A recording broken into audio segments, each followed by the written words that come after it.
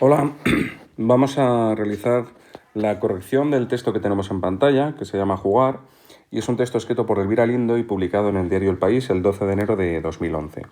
Lo primero que voy a hacer es una lectura comprensiva, intentando remarcar lo que son las ideas principales para, a partir de ahí, poder saber qué ideas son las necesarias para construir el resumen, tener un poquito más claro la estructura externa del texto, interna del texto, también darme cuenta de cuál puede ser el tema fundamental, ¿vale? Así que comenzamos. Dice, jugar en la calle, jugar en grupo. Esa es la actividad extraescolar que un grupo de educadores y psicólogos americanos han señalado como la asignatura pendiente en la educación actual de un niño. Bueno, entonces lo que parece bastante claro es que hace falta, ¿vale?, que los niños jueguen entre ellos.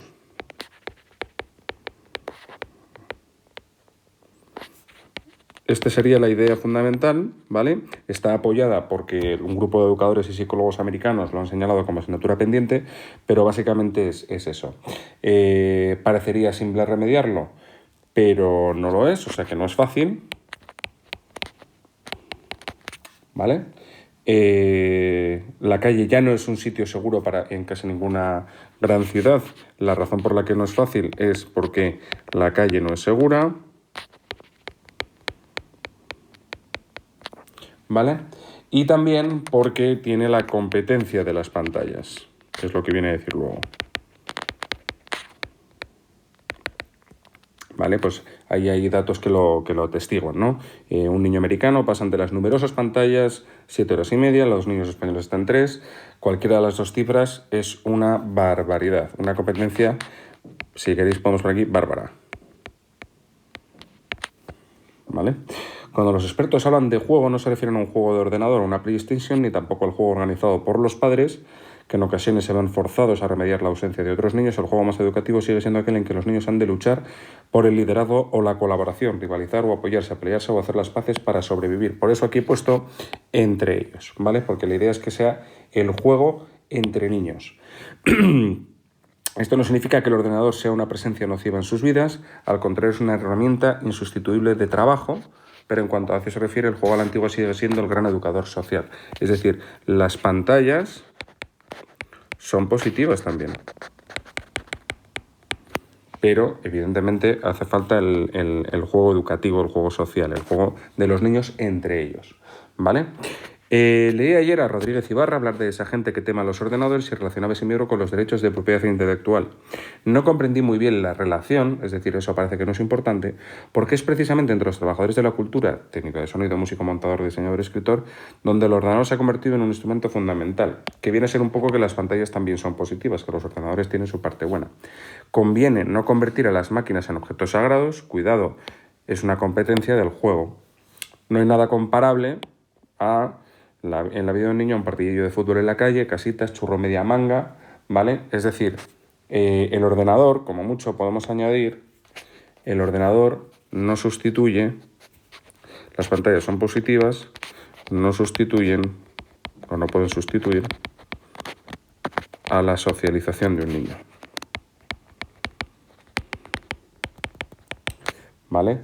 Es decir, hacer los niños seres sociales, la socialización.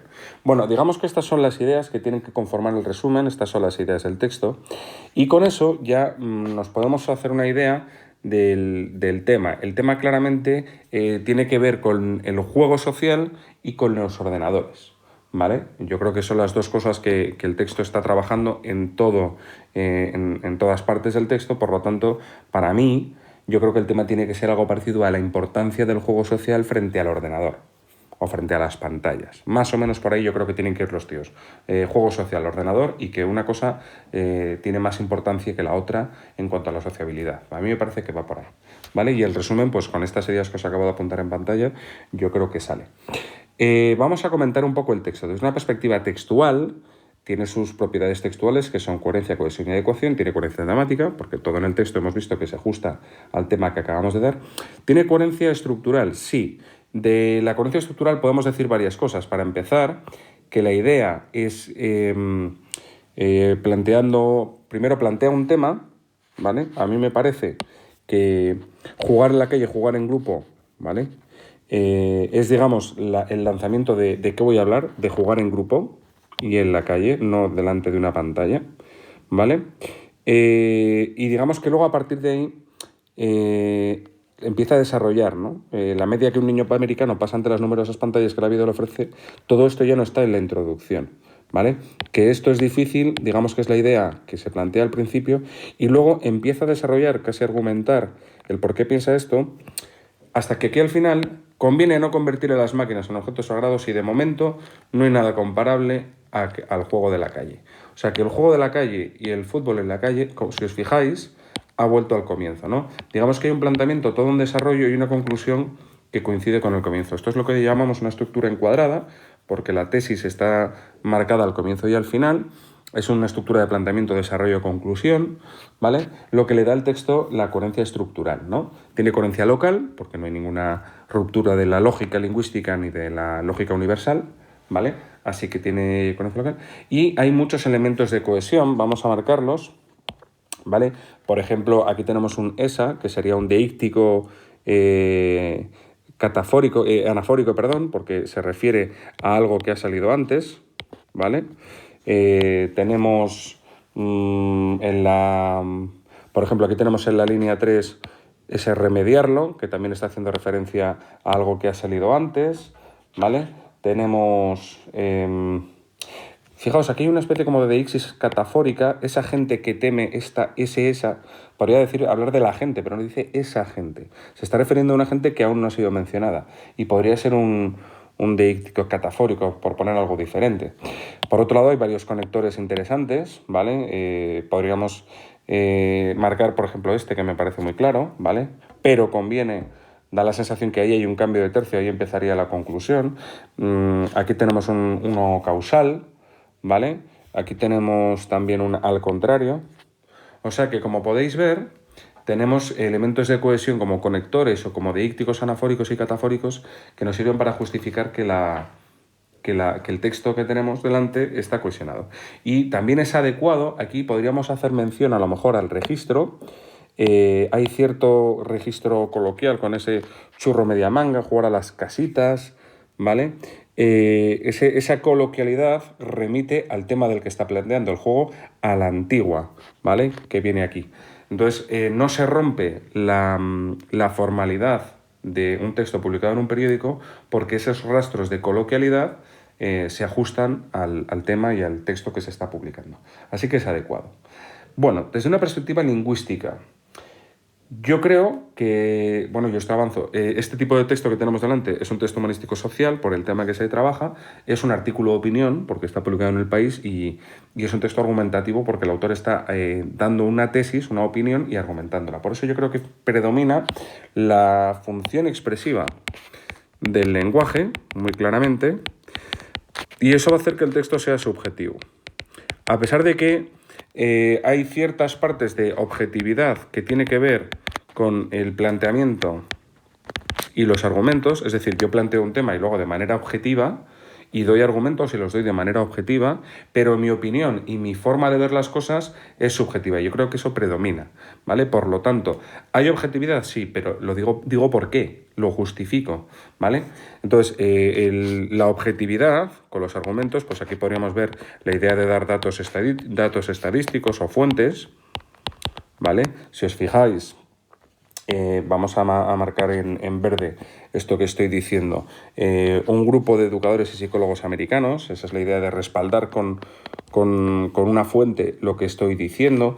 La idea de 7 horas y media, los españoles estaban en 3, ¿vale? La idea de precisar cuando hablamos de trabajadores de la cultura, ¿vale? Todo lo que estoy diciendo, bueno, es una idea de ser objetivo y al mismo tiempo tenemos herramientas de subjetividad. ¿A qué me refiero con herramientas de subjetividad? Fijaos, voy a marcarlo aquí en rojo, ¿vale? Cuando hablamos de que cualquiera de las dos cifras es una barbaridad, ahí tenemos una clarísima perspectiva de opinión por parte del autor, ¿vale? También cuando decimos abajo, no hay nada comparable, perdón, no hay nada comparable, clarísimamente estamos viendo el punto de vista del autor cuando dice conviene lo que sea, ¿vale? Lo que estamos viendo es que vemos muy fácilmente el punto de vista del autor. Hay elementos valorativos, hay estructuras de opinión que lo justifican. También vemos la subjetividad en el uso de los verbos, ¿vale? Voy a cambiar de color para que veáis lo que estoy diciendo, ¿vale? Me paso ahora al azul. Leía está en primera persona, no comprendí muy bien lo que sea, ¿vale? Ya hemos comentado la cercanía de la autora al lector en relación con el registro, ¿vale? Y en general también podríamos comentar, bueno, el uso del presente histórico o atemporal que hay en el verbo, los expertos hablan, es un presente histórico, ¿vale? Pero bueno, o el presente atemporal, ¿vale? De que los niños pasan... ¿dónde está? Un niño americano pasa aquí. Esto es un presente temporal, porque cuando pasan 7 horas y media, pues en general siempre, ¿no? Bueno, como podéis ver, hay muchos elementos también de la parte lingüística que podríamos comentar y bueno, dado que este texto ha caído en un examen donde la parte estilística no se comentaba, pues en general, perdón, no lo vamos a comentar, pero también yo creo que tendría bastante juego. Y esto es un poco lo que ha dado de sí. Espero que el vídeo haya sido de ayuda y nos vemos en otro vídeo. Hasta luego.